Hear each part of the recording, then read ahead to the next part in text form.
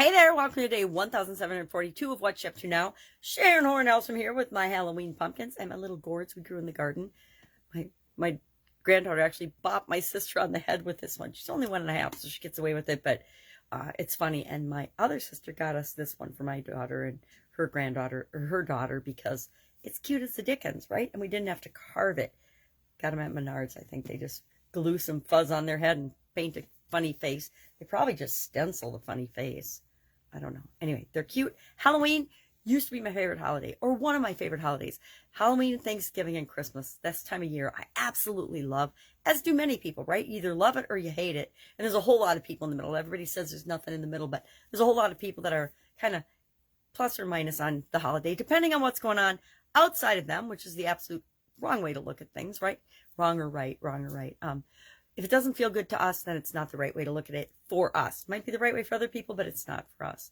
So today, being that it's Halloween 2022, I thought we'd talk about fear today. Fear in the BU 365-day challenge. And we talked about, and we're sharing what's our biggest fear right now. And we're going back and we're thinking about different ages we were at when we felt different types of fear. And we're asking ourselves, am I still afraid of that thing? Do I still actually fear that thing? And if we do, guess what? We're going to start to eliminate those fears and take action toward them, because fear is really the greatest motivator for us. It signals to us. It's just like any other emotion. It's a signal to us that we need to do something. We need to take action. If we're afraid of something, we need to figure out why we're afraid of that, what we can do about it, and then start taking action to overcome that fear. Now, there's some fears in our life that we'll never address. And that's as it should be. I am afraid of going into certain areas where I might be killed, right? So I'm not going to travel to dangerous countries. I'm not going to go to dangerous neighborhoods, because I have a healthy fear of not wanting to get killed in a violent way. So I think that's a pretty healthy fear. I don't think any of us want to die in a violent way. Now, interestingly enough, I am absolutely positively not afraid of actually dying, leaving the planet, leaving this life, leaving this body. And that's because I have actually had a death experience. I overcame that death experience. I experienced it. And so now, and even before then, I wasn't really afraid of dying, and I wondered why. But now I know 100% for sure why I am personally not afraid of dying. It's one of the most common things that people are afraid of. So, excuse me. I have a little bit of a cold, I don't know, but I've gotten my granddaughter and my daughter sick now too. My daughter's pregnant with my third granddaughter, so I feel a little bit guilty. I don't know how I even caught it or got it first, because I'm not around very many people, but apparently germs can get us wherever we are, right? So all the protection and all the things we think we're doing aren't necessarily 100% effective. But let's talk about fears.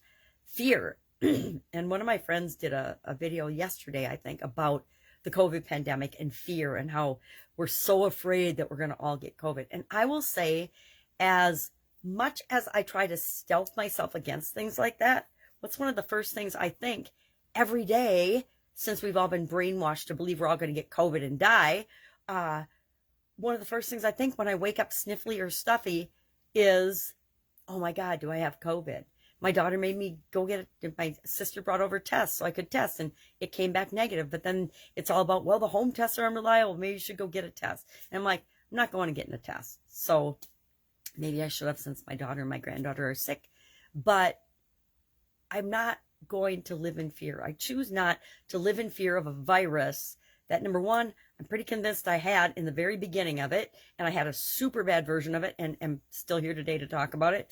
And number two, every cold, every sniffle, every runny nose, now that runny nose has been added to the symptom list for all categories of people, vaccinated, unvaccinated, boosted, unboosted, runny nose, which we all were told for how long, it wasn't a symptom of COVID, which always gave me, solace in, okay, I just have a cold, or I just have allergies because my nose is runny.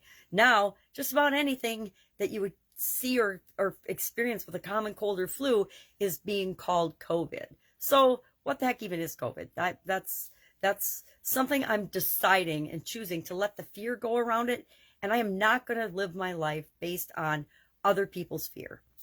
We get enough, we're scared of enough stuff on our own. It's interesting. We're not born with any fears except of loud noises and of falling. And every other fear we learn through our experiences. And I learned like everybody else, a whole plethora of them, and it's letting them go one at a time.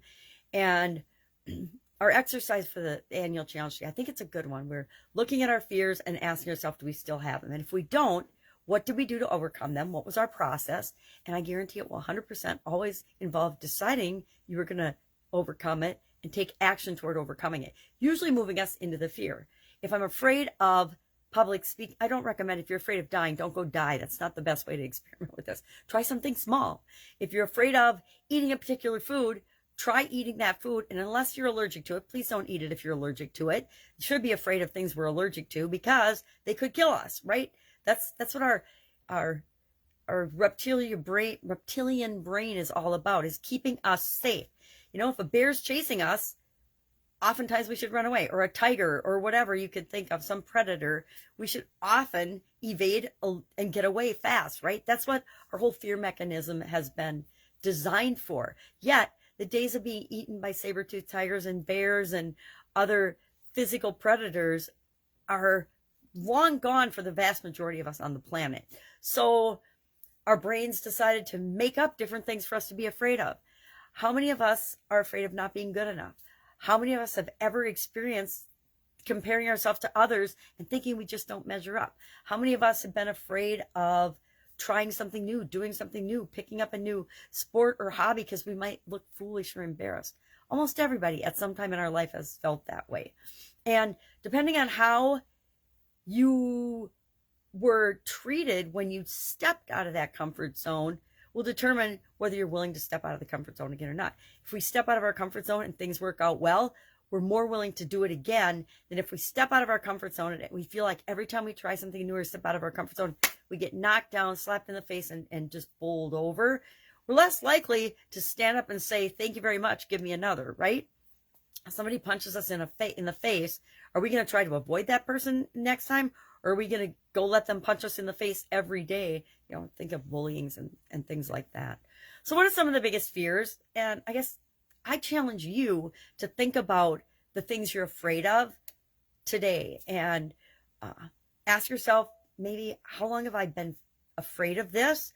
Or is it something new? I have new fears popping up all the time, and things that I thought I would absolutely positively never be afraid of in my life when I was younger. Now I find myself actually niggling and being slightly fearful of those things.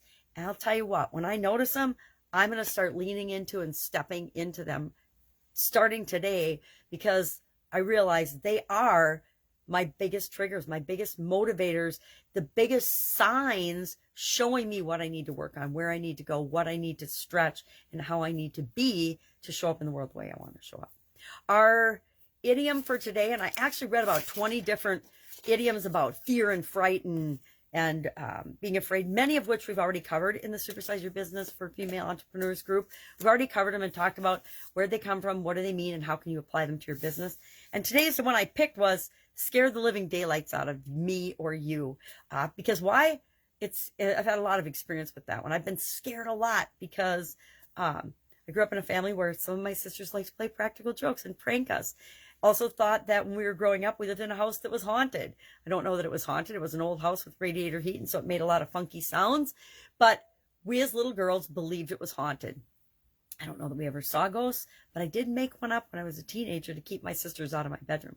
I made up an imaginary friend named George, the sea captain, who lived in my closet, because my sisters, we'd lived in the house since we were little girls, and a lot of us believed there were ghosts there or spirits there. And so it was easy to convince them that I had a ghost living in my closet, which makes me laugh now, right? I mean, really, sisters? My sisters are really smart, but it was funny when we were kids. All right. So then I shared like 20 different idioms. Have a happy Halloween. Go out, celebrate however it is you celebrate. I'm going to be a big pumpkin today. Not the great pumpkin, just a big pumpkin. And probably hand out some trick-or-treats, hoping my granddaughter will come by for a nice trick-or-treat. If I can help you anyway, ask. Otherwise, have an awesome day. I'm traveling in a week, so I figured I'd better start getting ready today for a big, long trip. But if I can help you, ask. Otherwise, I'll be with you tomorrow.